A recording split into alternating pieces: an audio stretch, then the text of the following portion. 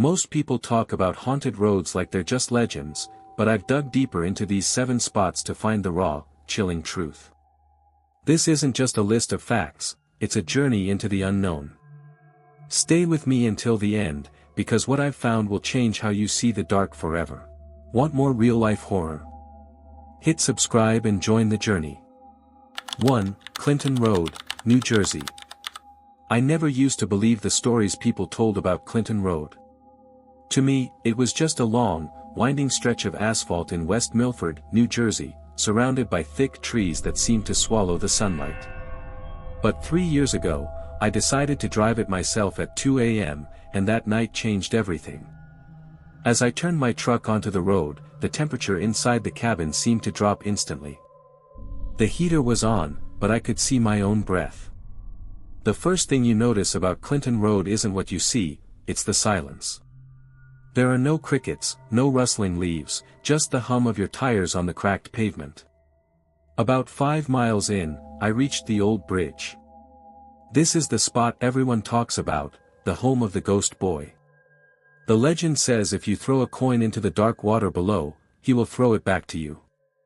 I stopped the truck, my heart drumming against my ribs.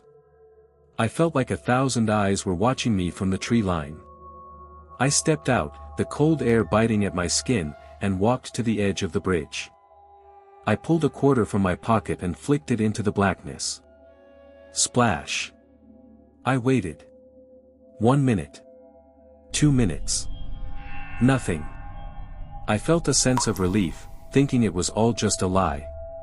But as I turned to walk back to my truck, I heard a metallic clink right behind my heels. I froze. There, lying perfectly in the center of the road, was a silver coin. It wasn't my quarter, it was an old, rusted nickel. My blood turned to ice. I didn't look back at the water. I jumped into my truck and slammed the locks. As I sped away, my headlights flickered. That's when I saw it in my rearview mirror. A pair of bright, circular lights appeared out of nowhere. It looked like a large truck was tailgating me, but there were no engine sounds. It was just, there. I pushed the gas pedal down, my hands shaking so hard I could barely grip the steering wheel. No matter how fast I went, those lights stayed exactly 10 feet behind me. I was screaming at myself to keep it together, my mind racing with thoughts of never making it home. I felt this overwhelming sense of dread, like the road itself was trying to trap me. Then, just as I approached a sharp curve, the lights vanished. 1 second they were blinding me, and the next, there was only darkness. I thought it was over. I slowed down, trying to catch my breath, my chest heaving. But as I rounded the corner, my headlights hit something in the middle of the road. It looked like a tall man wearing a dark coat, standing perfectly still. I slammed on the brakes, the tires screeching. I stopped just inches away from him. I sat there, paralyzed. The man didn't move. He didn't have a face, just a smooth, pale surface where features should be. I couldn't breathe. I couldn't even scream. I shifted into reverse, but the engine stalled. The silence returned, heavier than before.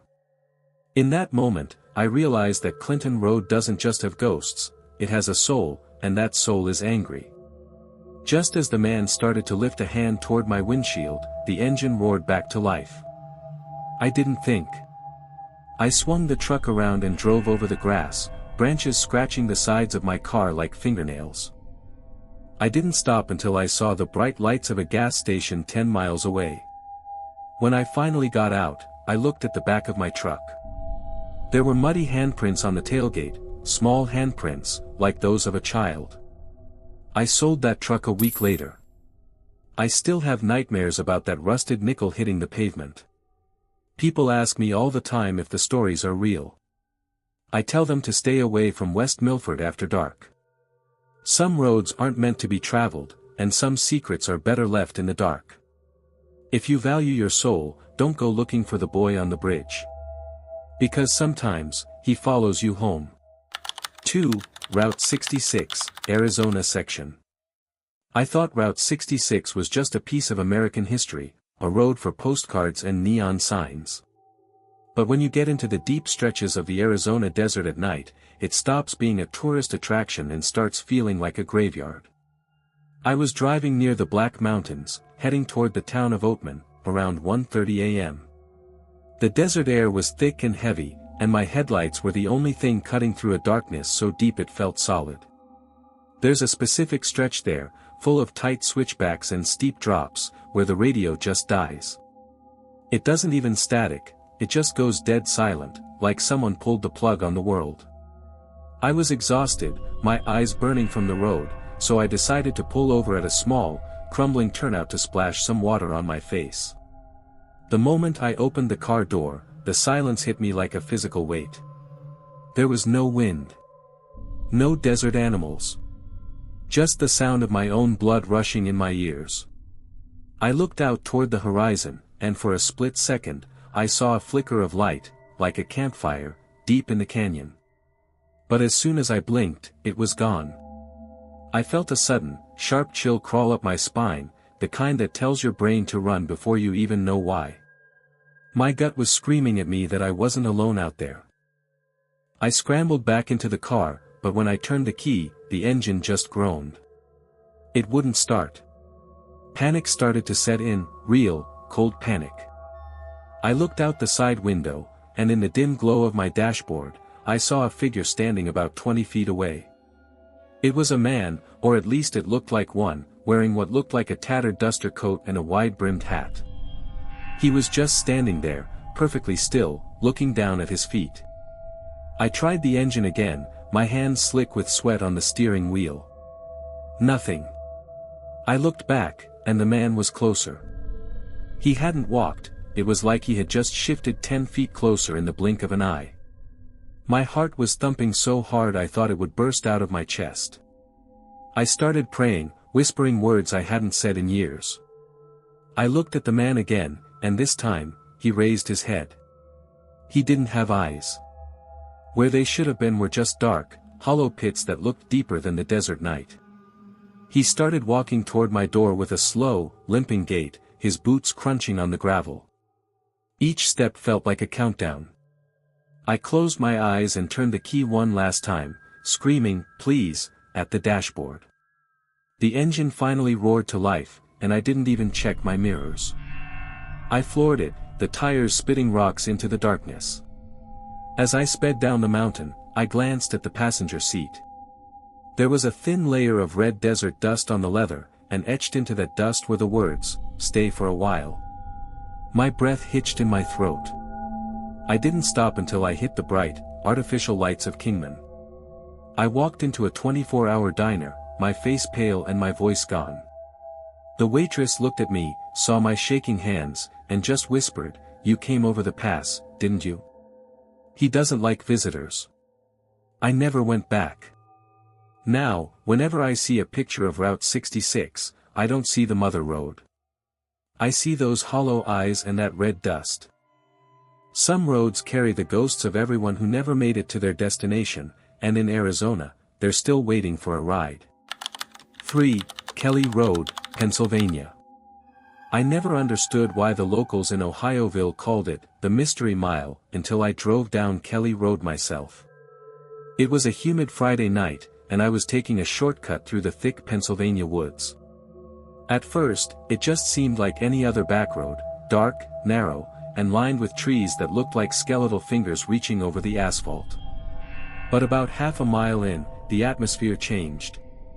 It wasn't just dark anymore, it felt heavy, like the air had turned into lead. My dog, Buster, who usually loves car rides, suddenly stood up in the back seat. He started growling, a low, guttural sound I'd never heard from him before.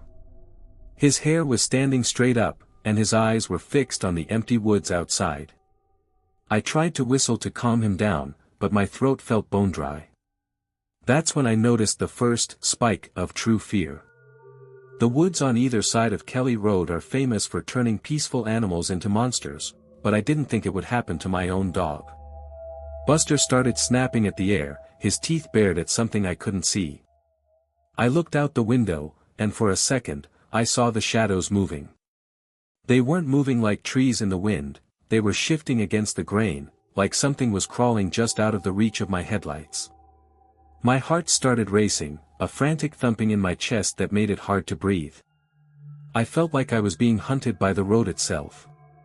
I pushed the gas pedal a little harder, wanting to get off this mile as fast as possible.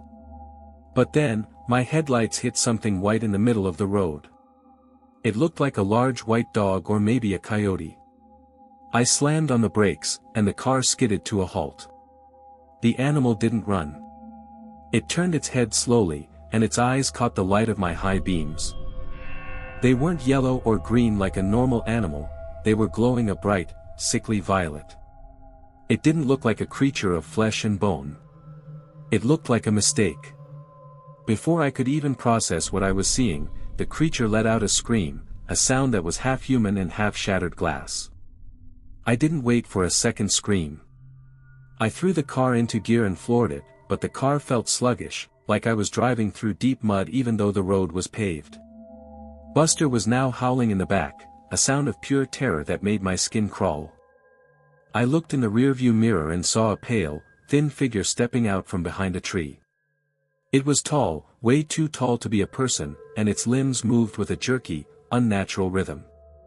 It started running after the car. My speedometer said I was doing 60, but that thing was keeping pace, its long fingers grazing the back window.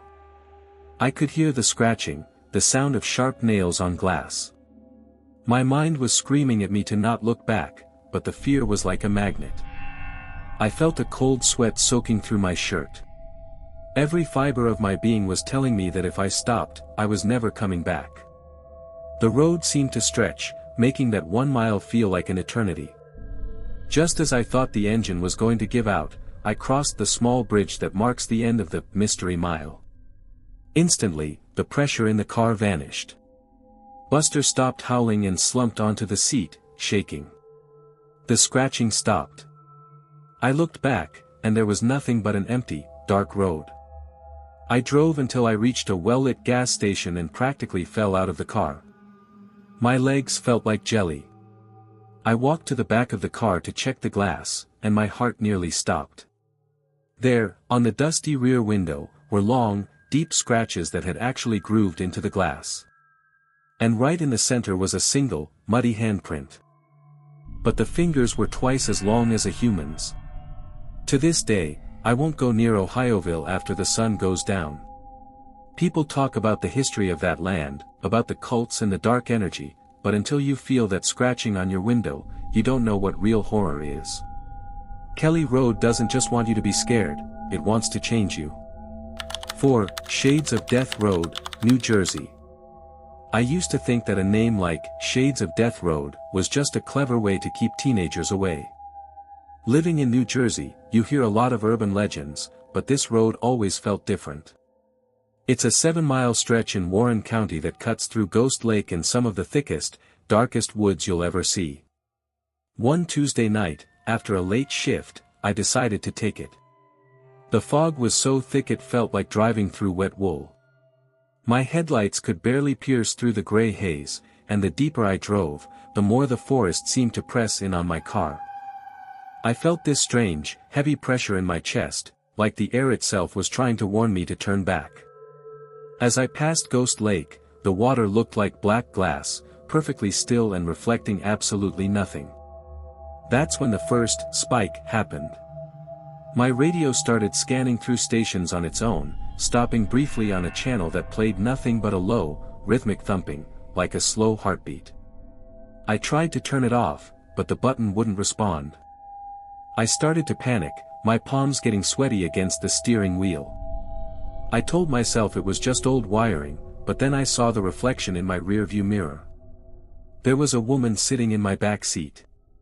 She was pale, her hair soaking wet, and she was staring directly at the back of my head. I didn't scream, I couldn't. My voice was trapped in my throat. I slammed on the brakes, and the car skidded, coming to a stop right next to an old, abandoned cabin. I slowly turned my head to look behind me, my heart hammering like a trapped bird in my ribs. The seat was empty. No one was there. I took a deep breath, trying to steady my shaking hands, thinking my mind was playing tricks on me because of the fog. But then, a soft, wet sound came from the floorboards, the sound of water dripping. I looked down, and the carpet behind my seat was soaked, a dark puddle spreading across the floor. I shifted into drive, desperate to get away from the lake, but as I looked ahead, my headlights hit a row of shadows standing on the side of the road. They weren't trees. They were people, or things that looked like people, standing perfectly still with their heads tilted at impossible angles. I felt a cold chill wash over me that made my teeth chatter. I didn't slow down. I pushed the engine to its limit, the trees blurring into a dark wall on either side of me. The thumping on the radio got louder and faster, matching the rhythm of my own frantic heart. I felt like I was being chased by something ancient and hungry. Just as I reached the end of the road where the forest starts to thin out, the radio suddenly went silent. The fog lifted almost instantly. I felt a massive sense of relief wash over me, thinking I had finally escaped whatever dark energy lived on that road. I drove straight to the nearest diner, needing to be around lights and people. I sat in a booth, my hands still trembling as I held a cup of coffee. I reached into my pocket to grab my phone to call a friend, but my fingers touched something cold and metallic. I pulled it out, and my heart stopped. In the palm of my hand was an old, rusted locket. I had never seen it before in my life. I clicked it open, and inside was a tiny, faded picture of the same woman I had seen in my back seat, smiling at a man who looked exactly like me, same eyes, same jawline, same scar on the forehead. But the date written on the back of the photo was June 14, 1924. I looked at the window of the diner and saw my own reflection, but for a split second. I didn't see myself. I saw a man from 100 years ago, drowning. I haven't slept since that night.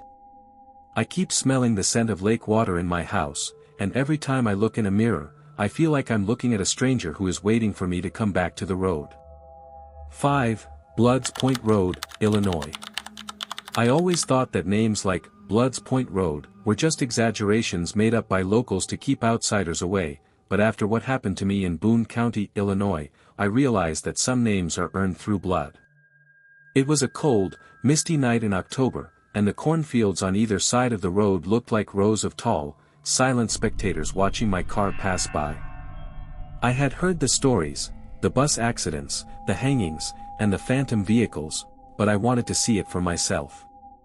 I remember gripping the steering wheel so hard my knuckles were white, my mind telling me to turn around while my curiosity pushed me deeper into the dark. The road was narrow and cracked, and the further I drove, the more I felt this crushing weight on my chest, like the air itself was getting thinner. About 3 miles in, I reached the infamous old bridge. This is where the energy of the road changes completely. I decided to do what the local legend suggested. I stopped the car right in the middle of the bridge and turned off my headlights. The darkness that swallowed me was absolute. It wasn't just the absence of light, it was a heavy, suffocating blanket. I sat there in total silence, listening to the ticking of my cooling engine. Then, I heard it, a soft, rhythmic tapping on the roof of my car. It sounded like small fingers, like a child was trying to get my attention. My heart started thumping against my ribs so loudly I thought it would burst.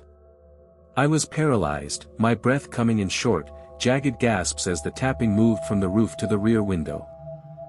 I fumbled for the keys, my hands shaking so much I dropped them on the floor mat. As I leaned down to grab them, I felt a gust of freezing cold air hit the back of my neck, even though all my windows were rolled up tight. I looked in the rearview mirror and saw the silhouette of a small figure standing right behind my car in the pitch black. I didn't wait to see a face. I grabbed the keys, jammed them into the ignition, and floored it. The tires screamed against the pavement as I sped away from the bridge. But the road wasn't done with me yet. In my mirror, I saw 2 massive, glowing orbs appear out of nowhere. It was a truck, a huge, blacked-out semi-truck, bearing down on me at an impossible speed. There was no engine noise, just those blinding lights getting closer and closer. I was doing 80 on a road meant for 30, my car bouncing over the ruts, but the truck stayed inches from my bumper. I felt a surge of pure, primal terror. I was certain that I was going to die on that road, just another victim for the legends. I closed my eyes for a split second, praying for a way out, and when I opened them, the lights were gone. The road behind me was empty and silent once again.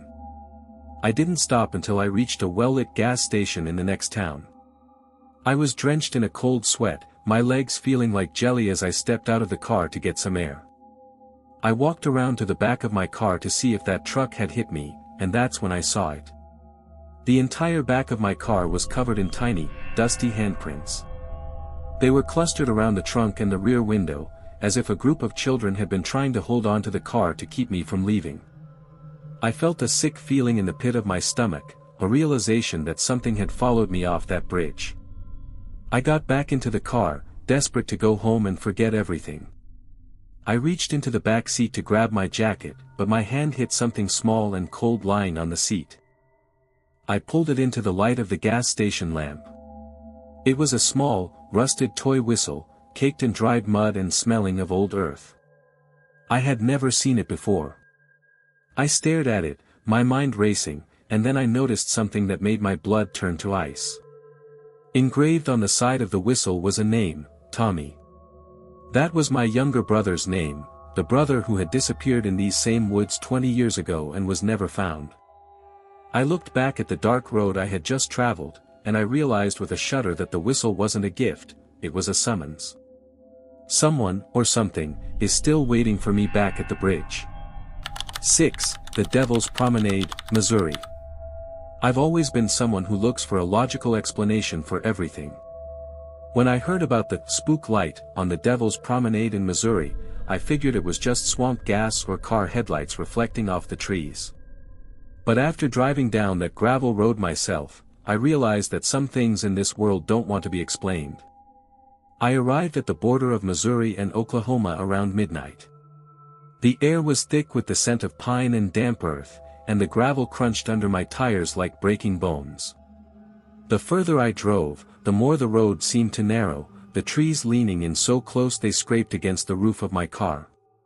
My heart started to race, not out of fear yet, but out of an intense feeling that I was crossing a line I wasn't supposed to cross. I pulled over at a spot known as the Spooklight Road and turned off my engine. The silence was so absolute it made my ears ring. I sat there for what felt like hours, staring into the pitch-black void of the trees. Just as I was about to give up and leave, a small, flickering light appeared in the distance. It looked like a lantern swinging back and forth. At first, it was a dull orange, but as it drifted closer, it changed to a ghostly, neon green. My breath hitched in my throat. This wasn't a reflection. It was moving with a purpose, floating about 4 feet off the ground, bobbing through the air like it was being carried by an invisible hand. I felt a cold sweat break out on my forehead, my instincts screaming at me to lock the doors and run. The light stopped about 50 yards away. It stayed there, pulsating gently, and I felt this strange, magnetic pull in my chest. It was like the light was calling to me, whispering things directly into my mind that I couldn't quite understand. I felt a wave of overwhelming sadness wash over me, a grief so heavy it brought tears to my eyes. I reached for the door handle, my hand moving as if it belonged to someone else. I wanted to walk toward it. I wanted to see what was inside that glow. But just as my fingers touched the metal, the light suddenly vanished. In its place, a low, vibrating hum filled the car, a sound so deep I could feel it in my teeth. I sat back, my heart hammering against my ribs. I tried to convince myself it was over, but then the hum stopped, and I heard a soft, distinct knock on my passenger window. Tap. Tap. Tap. I didn't want to look. I knew there was no one out there. We were miles from the nearest house. I slowly turned my head, my eyes wide with terror, and I saw a face pressed against the glass. It wasn't a face of a person, but a swirling mass of that same green light, shaped into the features of an old man with hollowed-out eyes. He wasn't looking at me, he was looking at the empty seat next to me. He looked terrified, his mouth open in a silent scream that I could feel in my very soul. I didn't think, I just reacted. I jammed the key into the ignition and floored it, the gravel flying everywhere as I sped away. I didn't look back until I reached the main highway, my chest heaving and my hands shaking so hard I could barely steer. I felt like I had just escaped a predator that had been playing with its food. When I finally made it back to my hotel and looked in the mirror, I saw that the front of my shirt was covered in a fine, glowing green dust. I tried to wash it off, but the more I scrubbed, the more it seemed to sink into my skin. It felt cold, colder than ice. I lay in bed that night, staring at the ceiling, trying to make sense of what I saw. I reached for my phone on the nightstand to check the time, and that's when I noticed a notification I hadn't seen before. My phone had recorded a 30-second audio clip while I was parked on that road. I hesitated, my thumb hovering over the play button, before finally pressing it. The recording was mostly silence, but then, at the very end, there was a voice. It wasn't my voice. It was a raspy, ancient-sounding whisper that said, "Thank you for bringing her back." I looked at the empty side of the bed, and for a split second, I saw the indentation of a head on the pillow next to mine. I'm still not sure what I brought home with me that night, but every time the lights flicker in my house, I feel a cold hand brush against my shoulder. 7. Blackwater Road, Virginia. I've spent a lot of time on the road, but nothing prepared me for the stretch of Blackwater Road in Virginia. It's a place where the trees grow too close together and the fog seems to rise out of the ground like steam from a boiling pot. I was driving home late one rainy Saturday, the wipers on my car slapping a steady, hypnotic rhythm against the windshield. The clock on my dashboard read 3:14 a.m. I was exhausted, my mind drifting, when my headlights caught the silhouette of someone standing on the shoulder of the road. It was a young woman wearing a light blue dress that looked completely out of place in the middle of a storm. She wasn't wearing a jacket, and she wasn't even trying to shield herself from the rain. She just stood there, her arm raised, pointing down the road. Against my better judgment, I slowed down. My gut was screaming at me to keep driving, but I couldn't just leave a girl out in this weather. I rolled down the window, and the smell of old lilies and stagnant water filled the car. She looked up, and her face was incredibly pale, almost translucent.